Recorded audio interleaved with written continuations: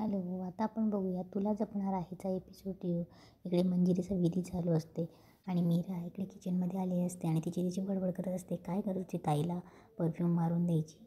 हिला काय तोंडावर मी पडले ना, आता मी ना ताईशी बोलणारच नाही. मीरा बडबड करत असते तेव्हा अंबिका येते आणि बोलते की मीरा सॉरी. तेव्हा मीरा तिच्याकडे बघत नाही. तेव्हा अंबिका पुन्हा बोलते की मीरा सॉरी ना. तेव्हा मीरा पुन्हा तोंड फिरवते. तेव्हा अंबिका बोलते की एवढं काय केलं गं मी सॉरी म्हणण्याइतकं. आणि तुला माहिती आहे अथर्वला कळलं जेव्हा तू त्यांचं गिफ्ट ॲक्सेप्ट केलं तर ते किती खुश होते. तेव्हा मीरा बोलते पण मला ते घ्यायचंच नव्हतं ना ताई. माया किचनमध्ये येताना बघते की मीरा तिचीच बडबड करत असते. माया पटकन दरवाजाच्या मागे लपते. तेव्हा अंबिका बोलते मीरा किती दिवस अशी रुसून बसणार आहेत. अगं आयुष्य खूप छोटं आहे आणि तुला नाही वाटत का याच्यात रुसून बसण्यात वेळ वाया जातो आहे आपला असं. तेव्हा अंबिका बोलते की तुझ्या आयुष्यातले खूप गोड क्षण आहेत, हे जपून ठेव, वाया घालू नकोस खरंच. तेव्हा अंबिका बोलते माझं काय झालं बघतेस ना मीरा, मी पण खूप स्वप्न पाहिली होती अगं, माझ्याबद्दल, या घराबद्दल, वेदाबद्दल, अगदी म्हातारे होईपर्यंत स्वप्न पाहिली होती. पण शेवटी काय झालं, एका क्षणात सगळं संपलं. मीरा ऐका गं, अथर्वचं तुझ्यावर प्रेम आहे, त्यांना वेळ दे. पण तूही हे नातं असं खेचत राहिली तर कसं पुढे जाणार. अंबिका आणि मीरा बोलत असतात तेव्हा मीराचं लक्ष दुधाकडे जातं आणि बोलते की हे दूध काळं कसं पडलं. आणि हेच माया गुपचूप ऐकत असते. तिला शॉक बसत असतो की मीरा एकट्यामध्ये बोलते. तेव्हा अंबिका मीराला सांगत असते की असं कसं काळं पडलं. तेव्हा अंबिका बोलते मायाने केलं असेल का. तेव्हा मीरा बोलते हो, मला पण असंच वाटते की हे काम मायाचंच असेल. तेव्हा माया बोलते ही नक्की कोणाशी बोलते. तेव्हा माया पटकन किचनमध्ये पळत जाते आणि बोलते मीरा मी पाहिलं आहे तू कोणाशी तरी बोलत होतीस. तेव्हा मीरा अंबिकाकडे बघते. मीराला अंबिकाला थोडं हसायला येतं. तेव्हा माया बोलत असते की मला माहिती तू कोणाशी तरी बोलत होतीस आणि मी ऐकलंसुद्धा आहे. मला माहिती आहे तुझ्या बापाने स्मशानातून तुझ्यासोबत आत्मा पाठवला आहे. तेव्हा मीरा अंबिकाकडे बघते. तेव्हा माया बोलते कोणाशी बोलतेस, कोणाकडे बघतेस. तेव्हा मीरा बोलते अगदी बरोबर ओळखलंस का माया, खूप हुशार आहेस तू. तेव्हा मीरा बोलते पण हे दुधांना काळा वगैरे टाकून ना पहिले बंद कर. तेव्हा माया बोलते हे सगळे लपून छपून करण्याचे काम ना तुझे. तेव्हा मीरा मायाला बोलते बरोबर ठीक आहे, पण हा जो आत्मा आहे ना माझ्यासोबत तो तुला डायरेक्ट स्मशानात घेऊन जाईल. तेव्हा अंबिका असं असते कळलं. तेव्हा मीरा अंबिकाकडे बघते आणि बोलते काय बरोबर ना आत्म्या. तेव्हा माया घाबरते. तेव्हा अंबिका बोलते अगं तिला संशय आला आहे, बघ जरा तिच्याकडे. तेव्हा मीरा बोलते बघू देत की. काय गं माया, माझ्यासोबत आत्मा आहे, आता तू घरात सगळ्यांना जाऊन सांगशील ना. तेव्हा माया बोलते सांगेन ना, मी काय घाबरते का. तेव्हा मीरा बोलते पण हिच्यावर विश्वास कोण ठेवणार. तेव्हा माया बोलते की बघा मला घाबरवण्याचा प्रयत्न करू नकोस ना तू, कारण एक दिवस या घरातून घराबाहेर नाही अथर्वच्या आयुष्यातूनही बाहेर काढून टाकेन मी, तुला कळलं, आणि तुझं सत्य सगळ्यांसमोर आणेल.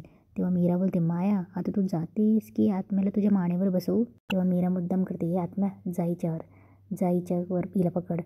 तेव्हा माया घाबरते आणि बोलते नाही आणि तिथून पळून जाते. तेव्हा अंबिका आणि मीरा दोघे हसत असतात खूप. तेव्हा मीरा आणि अंबिका हसता हसता पुन्हा त्यांचं त्या दुधाकडे लक्ष जातं आणि परत त्या टेन्शनमध्ये येतात. इकडे अंबिका हॉलमध्ये येते आणि घाबरत असते आणि बोलते की ओ माय गॉड हे खूप हॉरिबल आहे. मला खरंच वाटत होतं की या मीरासोबत कोणीतरी आहे आणि खरंच तिच्यासोबत आत्मा आहे. तेव्हा माया पुरती घाबरलेली असते. तेवढे तिथे दादासाहेब येतात आणि बोलतात की अगं माया काय झाले, तू नको का खातेस. तेव्हा माया बोलते की नाही काही नाही, माझ्या नखात काहीतरी अडकलं होतं. तेव्हा दादासाहेब बोलतात की अगं तू परफ्यूम लावला आहेस का. तेव्हा माया बोलते नाही मी नाही लावला आहे. तेव्हा दादासाहेब बोलतात की अगं पण किती छान सुगंध येतो आहे. तेव्हा माया बोलते मी नाही लावला आहे. तेवढ्यात अनन्या आणि अथर्व तिकडनं येतात. तेव्हा अनन्या बोलते की बाबा प्रेमाचा सुगंध. तेव्हा अथर्व बोलतो कोणाच्या. तेव्हा अनन्या बोलते बाबा दादाच्या चेहऱ्यावर बघितलं का. तेव्हा माया बोलते अनन्या अगं जे सांगायचं ते क्लिअरली सांग ना, असं कोड्यात काय सांगतेस. तेव्हा अनन्या बोलते की माया तुझ्यासाठी आनंदाची गोष्ट आहे, दादाने जे मीरासाठी गिफ्ट आणलं होतं ना ते तिने एक्सेप्ट केलं आहे. तेव्हा दादासाहेब बोलतात की काय सांगतेस काय अनन्या, चला कोणीतरी कुठेतरी एक सुरुवात झाली. तेवढ्यात अनन्या बोलते की दादा एक गोष्ट कर, आता तुझं जे वहिनीवर प्रेम आहे ना ते तिला आज सांगून टाक. तेव्हा दादासाहेब बोलतात की हो. तेव्हा अथर्व बोलतो की एक मिनिट प्रेम काहीच नाही, मी तिच्याकडे फक्त ॲज अ फ्रेंड बघतोय. तेव्हा हे मायाला खूप भारी वाटतं. तेव्हा अनन्या बोलते ओ ॲज अ फ्रेंड म्हणे. बाबा मला सांगा एखादा फ्रेंड जर गिफ्ट घेत नसेल तर पॅनिक कशाला व्हावं ना माणसाने. तेव्हा अथर्व बोलतो अनन्या मी पॅनिक तर झालंच नव्हतं ओके. हां ठीक आहे, तिने माझं गिफ्ट ॲक्सेप्ट केलं नाही तर मी थोडा म्हणजे वाईट वाटतंच ना माणसाला. तेव्हा अनन्या बोलते हो वाईट वाटतं. तेव्हा अथर्व बोलतो हे बघा मीरा रुसली रागवली तर एक व्यक्ती म्हणून मला वाईट वाटेलच ना. तेव्हा अथर्व बोलतो ठीक आहे तेवढंच आहे आणि त्या पलीकडे काहीच नाही आहे आणि प्रेम तर नाहीच नाही. तेव्हा दादासाहेब आणि अनन्या हसत असतात. तेव्हा दादासाहेब बोलतात की अथर्व, हे जे काही तू बोलतोयस ना बाळा, यालाच प्रेम म्हणतात. तेव्हा अनन्या बोलते एक्झॅक्टली. तेव्हा अथर्व बोलतो की बाबा, माझ्या मनात माझ्या अंबिकाबद्दलच्या ज्या फिलिंग्स होत्या ना, ते खरं प्रेम आहे. मीरासोबत माझी फक्त मैत्री आहे, आमच्यात तसं काही कधीच घडणार नाही. तेव्हा दादासाहेब बोलतात की अथर्व, तसं होत नाही, कारण तू स्वतःला थांबून ठेवलेस. तू मीराच्या प्रेमात आहेस, पण ते तुला मान्य करायचं नाही आहे. तेवढ्यात माया बोलते, पण जर त्याला फिलिंग्सच नसेल तर मला असं वाटतंय मग का फोर्स करायचं ना आपण अथर्वला. तेव्हा अनन्या बोलते की माया, आम्ही त्याला फोर्स नाही करत आहोत. आणि दादा, मी सांगते तसं सिम्टम्स तुला दिसायला लागले की समजून घ्यायचं तू प्रेमात पडायला लागला आहेस. तेव्हा अथर्व बोलतो की अच्छा, प्रेमाचे सिम्टम असतात. तेव्हा अनन्या बोलते हो दादा, माणूस जर प्रेमात पडला ना तर त्याला सगळं जग वेगळंच वाटायला लागतं. त्या आवडत्या व्यक्तीचा फोन नंबर ना आपोआप पाठ होतो. त्या व्यक्तीला जे जे आवडतं ना ते आपल्याला पण आवडू लागतं. आकाशातून गुलाबांच्या पाकळ्यांचा पाऊस पडतोय असं वाटू लागतं. गार वारा सुटला ना की असं छान फील होतं. आणि ती व्यक्ती जे संकटात आहे असं कळलं ना तर युज्युअली सेफ ड्राईव्ह करणारा माणूससुद्धा 150च्या स्पीडने ड्राईव्ह करतो. तेव्हा अनन्या बोलते वाव. तेव्हा दादासाहेब बोलतात, आणि हे सगळं तुला कसं माहीत अनन्या? आणि जाऊ दे बरं, त्या 150च्या स्पीडने चालणारी गाडी अचानक बंद पडली. तिकडे अंबिका आणि मीराही आलेली असते. तर तो माणूस समोर दिसेल त्या वाहनाने, म्हणजे अगदी घोडासुद्धा, तो घोड्यावरून स्वार होऊन ते संकटात असणाऱ्या व्यक्तीला वाचवण्यासाठी धावत असतो. एखाद्या राजपुत्रासारखा धावत असतो. तेव्हा अथर्व हसतो. तेव्हा बोलतो बाबा, मी आणि मीरासाठी घोडा चालवणार. तेव्हा दादासाहेब अनन्या बोलते की हो. तेव्हा अथर्व बोलतो in that case both are wrong, कारण की असं असेल ना तर मी तिच्या प्रेमात पडणार नाही आणि कधी पडणारही नाही. तेव्हा मीराला खूप वाईट वाटतं. तेव्हा अनन्या बोलते बाबा हा बघा हो. इकडे अंबिका आणि मीराला खूप वाईट वाटत असतं आणि मायाला हसायला येत असतं. तेव्हा अंबिका मीराला समजवते की मीरा, अगं अथर्वांना थोडा वेळ दे, ते तुझेच आहेत आणि तुझेच राहणार आहेत. तेव्हा मीरा रागाने खोली देते तिच्या. तेव्हा अंबिका तिला समजायला येते की मीरा, अगं बघ, प्रेम मिळवण्यासाठी थोडंफार स्ट्रगल करावंच लागतं ना गं, ते एवढं सहजासहजी नाही मिळत. आणि मी तुला खरंच सांगते, अथर्वचंही तुझ्यावर प्रेम आहे, फक्त त्यांना ते बोलून दाखवता येत नाही अगं. तेव्हा मीरा बोलते प्रेम नाही हे बरं बोलून दाखवता येतं त्यांना, बघितलंच ना काय म्हणाले ते. तेव्हा अंबिका बोलते अगं ती अनन्या, ती सगळ्यांसमोर बोलायला भाग पाडते, त्यांचा स्वभाव नाही आहे का असा. आणि पण ते लगेच असे ओशाळून जातात, मग असं काहीतरी बोलत बसतात. तेव्हा मीरा बोलते ताई प्लीज, किती बाजू घेशील गं त्यांची? हे बघ, मला ना त्यांच्याकडनं काहीच अपेक्षा नाही. तू म्हणालीच म्हणून मी माझं प्रेम व्यक्त केलं, तू म्हणालीच म्हणून मी त्यांच्या अपेक्षा ठेवल्या. तेवढं तिथे अथर्व आणि मीराला एकट्यात बोलताना बघतो. तेव्हा मीरा बोलते पण आता नाही आहे अपेक्षा, समोर दरी असेल ना तर माणसाने पुढे जाऊच नाही. तेव्हा अथर्व मीराजवळ येतो आणि आवाज येतो, मीरा कोणाशी बोलतेस तू? जसं तुझ्या बहिणीला झोपेत चालायचं आजार आहे तसं तुला एकट्याशी बोलायचा आजार आहे का? तेव्हा अंबिकाला हसायला येतं. तेव्हा मीरा बोलते मी ते असंच. तेव्हा अंबिका तिला बोलते की मीरा, एक ना एक दिवस तुला सांगावंच लागेल की तू माझ्याशी बोलते ते. बघ तोपर्यंत तुझ्या आणि अथर्वमधली दरी कमी होऊ दे एवढंच. तेवढं तिथे माया त्यांचं बोलणं चोरून ऐकत असते. तेव्हा अंबिका बोलते की मीरा तुम्ही बोला, मी आलीच. आणि ती मायाजवळ जाऊन उभं राहते. इकडे अथर्व मीराला बोलत असतो की मीरा कुठे हरवलीस तू? तेव्हा मीरा बोलते नाही काहीच नाही. इकडे माया बोलत असते की या मीरावर आता वॉचच ठेवायला पाहिजे. नक्की काय ब्लॅक मॅजिक करते ना हे मला बघायचंच आहे. एक काम करते, हिच्या रूममध्ये ना एक हिडन कॅमेरा लावून ठेवते. अंबिकाला तिचं ऐकून हसायला येत असतं. तेव्हा माया बोलते की म्हणजे हिच्या अगेन्स्ट मला एक लाईव्ह प्रूफ भेटेल. तेव्हा अंबिका बोलते माया तू सुधारणार नाहीस ना, एक गंमत करूया आपण. तेव्हा मायाचा हात दरवाजाच्या इथे असतो. अंबिका खूप जादू करते आणि मायाचा हात दरवाजाच्या फटीमध्ये चिमटतो. तेव्हा माया जोरजोरात ओरडायला लागते माझी बोटं माझी बोटं. तेवढ्यात अथर्व आणि मीरा तिच्याजवळ येतात. तेव्हा अथर्व बोलतो की काय झालं?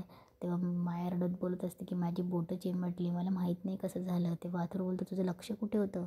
तेव्हा मीरा अंबिकाकडे बघते. तेव्हा मीरा बोलते माया ताई तू इथे काय करतेस? तेव्हा माया बोलते अगं मी तुलाच भेटायला येत होते, पण मला माहीत नाही काय झालं. तेव्हा माया रडत सांगत असते की मी इकडे हात ठेवला आणि दार आपोआप बंद झालं, मला माहीत नाही. तेव्हा मीरा बोलते की काय काम होतं ताई तुझं? तेव्हा मीराला सुचत तेव्हा मायाला सुचत नसतं. तेव्हा माया बोलते की इतकं दुखतं की काय काम होतं तेच विसरली. तेव्हा माया रडत रडत घेऊन जाते आणि बोलते की या मीरानेच काहीतरी ब्लॅक मॅजिक केलं आहे. तेवढं तिला मंजिरी दिसते आणि बोलते की मॅडम कुठे होतात तुम्ही, मला तुम्हाला काहीतरी सांगायचं आहे. तेव्हा मंजिरी बोलते की मीरा कुठे आहे? तेव्हा माया बोलते की नाही ती आहे, पण मला तिच्याबद्दलच तुमच्याशी महत्त्वाचं काहीतरी बोलायचं आहे. तेव्हा मंजिरी बोलते की ती कुठे आहे? तेव्हा माया बोलते का हो ती खोली ती पण ऐका ना. तेव्हा मंजिरी बोलते की तू तुझ्या खोलीत जा, मी नंतर बोलते. मंजिरी निघून जाते. तेव्हा माया बोलते अहो पण काय चाललं आहे का या बाईचं प्रत्येक वेळेस हिच्या मागे मागे करायला, मी काय मूर्ख आहे का? तिकडे मीरा अथर्वच्या शर्टला बटन लावत असते आणि अथर्व तिकडे चेअरवर लॅपटॉप बघत बसलेला असतो. तेव्हा मीरा अथर्वकडे बघत असते आणि अथर्व चोरून मीराकडे बघतो की ती बघते म्हणून. मीरा आणि अथर्वने बघितल्यावर मीरा पटकन आपलं आपलं काम करायला लागते. तेव्हा ती असंच चोरून चोरून बघत असते. अथर्वला हे कळत असतं. तेवढ्यात मीरा बघता बघता मीराच्या हातात सुई घुसते. तेवढ्यात अथर्वचा पप्पा धावत येतो आणि बोलतो, काय सुई टोचली? तेवढ्यात अथर्व मीराचा हात पकडतो आणि तिचे रक्त आलेलं बोट तोंडात घालणार तेव्हा तेव्हा त्याच्या लक्षात येतं आणि तो लगेच हातातनं खिशातनं रुमाल काढतो आणि तिला बोलतो की मीरा, किती निष्काळजी आहेस तू, लक्ष कुठे होतं तुझं? तेव्हा मीरा बोलते, एक तर मला सुई, हात काढून घेते आणि बोलते की एक तर मला सुई टोचली आणि वरून तुम्ही मलाच बोलतायत, तेव्हा रागवतायत. तेव्हा अथर्व बोलतो की रागवत नाही आहे मी. तेव्हा अथर्व बोलतो की काळजी वाटते मला. तेव्हा मीरा बोलते की अशी काळजी नको आहे मला. तेव्हा अथर्व बोलतो, हां मग हातात सुई असताना वर का पाहिलंस? तेव्हा मीरा बोलते, मग तुम्ही लॅपटॉपवर काम करत असताना वर का पाहिलं? तेव्हा अथर्व बोलतो, अच्छा मग एकाच ठिकाणी बघत राहायचं का? आपण वर बघतो ना सहज. तेव्हा मीरा बोलते, मी पण वर पाहिलं मग सहज. तेव्हा अथर्व मीराच्या हातातून सुई घेतो आणि बोलतो की पण माझ्या हातावर ही सुई नव्हती ना. तेव्हा मीरा बोलते की डोळ्यावर चष्मा तर होता ना. तेव्हा अथर्व बोलतो की काय, डोळ्यावर चष्मा कुठून आला मध्येच? तेव्हा मीरा बोलते, 4 डोळे पण लांबचं काही दिसत नाही. तेव्हा अथर्व बोलतो, काय म्हणालीस? तेव्हा मीरा बोलते, कुठे काय, काहीच नाही. थोडी तिथे अंबिका येते. तेव्हा अथर्व बोलतो की तुला काय वाटतं चष्म्याशिवाय मला दिसत नाही?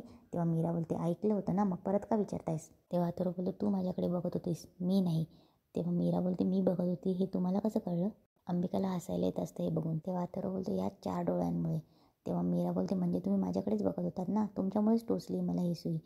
तेव्हा अथर्व बोलतो, वा, चोर तो चोर वरून शिरजोर, वा. तेव्हा मीरा बोलते, हे बघा, एकतर ही म्हण इथे जातच नाही आणि तुम्ही ना. तेव्हा अंबिकाचं लक्ष मंजिरीकडे जातं. तेव्हा अंबिका बोलते की मीरा, आई आल्या आहेत. तेव्हा मीरा मंजिरीकडे बघते आणि इथेच आजचा एपिसोड संपतो.